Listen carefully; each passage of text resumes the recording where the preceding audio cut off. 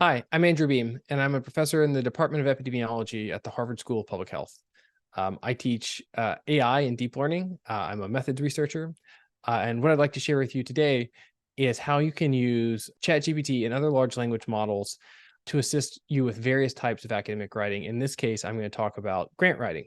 So while most people are familiar with generic ChatGPT, you can actually make custom ChatGPTs that are bespoke to a variety of different tasks. So this is a grant that I have previously submitted, and it's in the area of pediatric cardiology, and we're developing an AI tool for pediatric cardiology. So while I'm an AI expert, I'm not a pediatric cardiologist. So often when I'm writing these, I'm relying on my collaborators to help me refine those sections, or I'm just reading papers and trying to do it myself. So here I'm going to use ChatGPT to help flesh this out. And when you do this, you can give ChatGPT specific instructions to follow. And importantly, you can give it specific reference manuals or reference materials that it will use when answering a question. In this case, I use ChatGPT to help me write grants, and I've given it a set of specific instructions. You are a smart collaborator that can write and improve grants. When providing feedback on a specific section, please refer to the advice in the attached grant writing handbook when providing feedback. And so this is a grant writing handbook that has lots of pearls of wisdom about how to write good specific aims pages, about how to write good innovation and significant sections and things like that. And so when I tell ChatGPT that I'm writing that section, it will refer to this when giving me feedback, so that you know that it's at least anchored in good advice. So now you can upload your grant, your specific aim, sort of whatever you're working on, and get good feedback.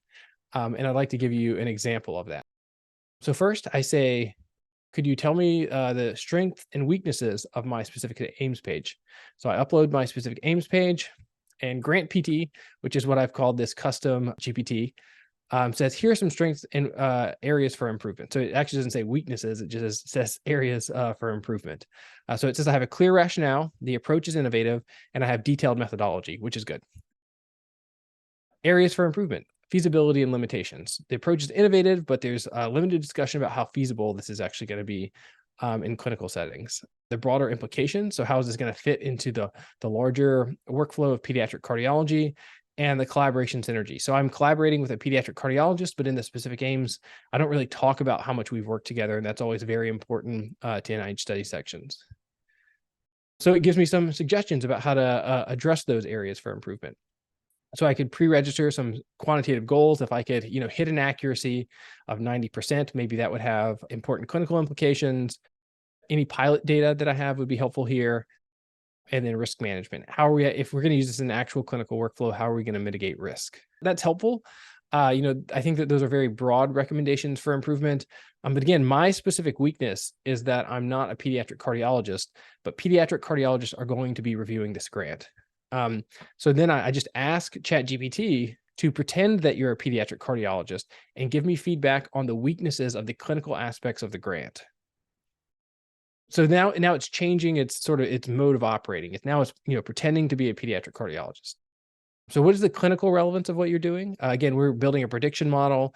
You need to really convince the clinical folks that if you have a good prediction model, that it's going to make a difference. So the specific conditions that we're looking at, there's a lot of variability across diverse populations. So pediatric cardiology is complicated, especially across different patient populations. So if I'm a cardiologist, I really want to know if your tool is going to work in the population that I see. Another is validation in real world clinical settings. Just because you can do this on retrospective data doesn't mean that you can actually do it in the clinic. Ethics and safety considerations. And again, like a variety, I think, of very insightful things that I can now use to improve my grant from the perspective of a pediatric cardiologist. So again, I find this tool helpful for at least two reasons. One is that I know that I can anchor the advice that ChatGPT is giving me to a grant writing handbook. So you can sort of generalize that concept to anything that you have a PDF of that contains information. You can create one of these custom GPT-4s and ask it questions or give you advice against those reference materials. So these could be if you're writing about a specific scientific topic, you could upload a review paper, and ChatGPT will automatically pull from that. Another instruction that I have in here is that When something's not in the handbook, please do an internet search to go and retrieve that. And so it will also pull in information that it might need that's not contained in the handbook. And this reduces one of the problems with large language models like ChatGPT, which is the problem of hallucinations. They will just make things up. So by anchoring to reference material, you don't completely get rid of hallucinations, but you certainly reduce the chance that they happen. And when you're writing a grant, you definitely don't want to make things up.